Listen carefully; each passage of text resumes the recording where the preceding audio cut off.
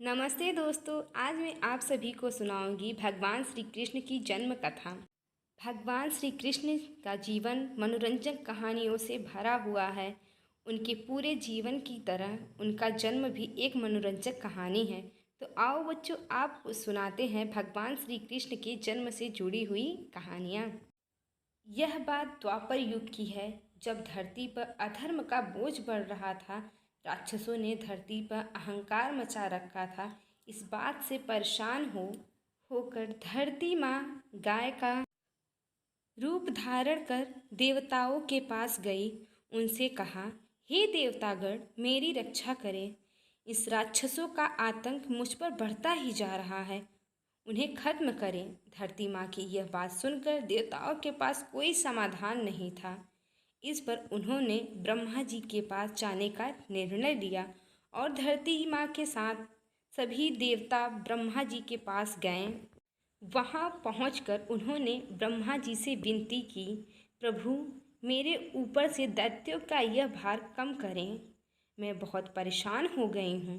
ब्रह्मा जी ने उनकी तरफ देखा और कहा, इसका उपचार सिर्फ भगवान विष्णु कर सकते हैं।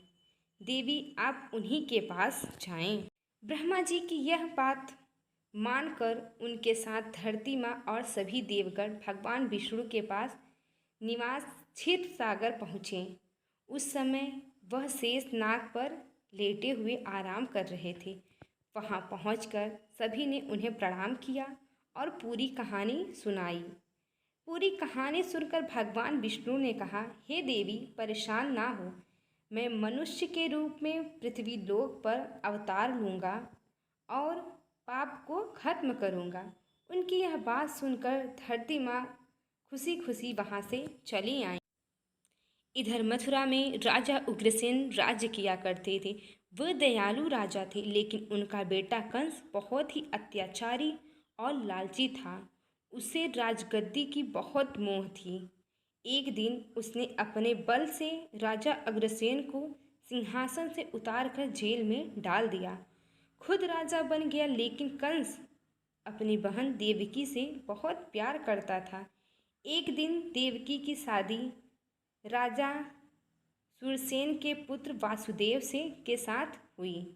शादी के बाद जब कंस देवकी को विदा करने लगा, तभी आकाशवाणी हुई कि देवकी की 8वीं संतान उसका वध करेगी।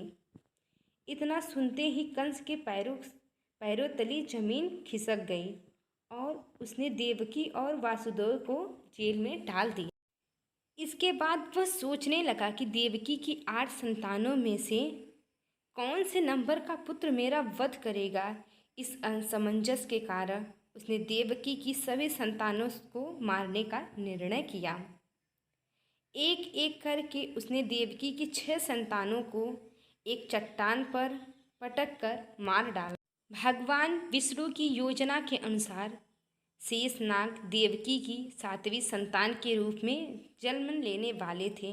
जब देवकी की 7वीं संतान गर्भ में थी, तो देवताओं और भगवान ने तरकीब से उनका गर्भपात करवा दिया। साथ ही उस संतान को वासुदेव की पहली पत्नी रोहिणी के गर्भ में पहुंचा दिया। बाद में इस संतान को श्री कृष्ण के बड़े भाई बलराम के रूप में जाना जाने लगा।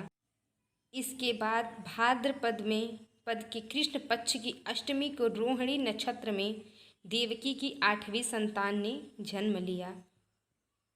उसके जन्म लेते ही सारे सैनिक अपने आप सो गए। देवकी और वासुदेव की हथकड़ियाँ खुल गई और जेल के दरवाजे भी खुल गए। अपने आप खुल गए सभी। उन दोनों को कुछ समझ नहीं आ रहा था और तभी आकाशवाणी हुई कि इस पुत्र को गोकुल के नंद बाबा के यहाँ छोड़ आओ। और उन्होंने ठीक वैसा ही किया। उन्होंने टोकरी में श्री कृष्ण को लिटाया और यमुना नदी के पार गोकुल में छोड़कर आ गए और वहाँ पालने में सोई बेटी को अपने साथ जेल में ले आए। वासुदेव के वापस आने के बाद सब कुछ पहले जैसा हो गया। हथकड़ियाँ और जेल के दरवाजे वापस लग गए। पहरेदार होश में आ गए। होश में आते ही सैनिकों ने देवकी की 8वीं संतान की खबर जाकर कंस को दे दी। कंस दौड़ता हुआ जेल में आया और देवकी की गोद से उसकी संतान को छीन लिया। उसके बाद जैसे ही कंस ने मारने के लिए हाथ उठाया, वह उसके हाथ से छूटकर हवा में उड़ गई और बोली, दुष्ट कंस, मैं योग्य माया हूँ। तुझे मारने के लिए भगवान ने गोकुल में अवतार ले लिया है। अब तेरा अंत निश्चित है। इसके बाद श्री कृष्ण को मारने के लिए कंस ने कई राक्षसों को गोकुल में भेजा, लेकिन उनका कोई बाल भी बांका ना कर सका। अंत में उन्होंने कंस का संहार किया और मथुरा को उनके आतंक से आज़ादी दिलवाई। दोस्तों, अगर आपको हमारी ये वीडियो अच्छी लगी हो तो हमारे चैनल को लाइक, सब्सक्राइब, शेयर ज़रूर करें। हम इसी तरह वीडियो आपके लिए लेके आते रहेंगे। धन्यवाद।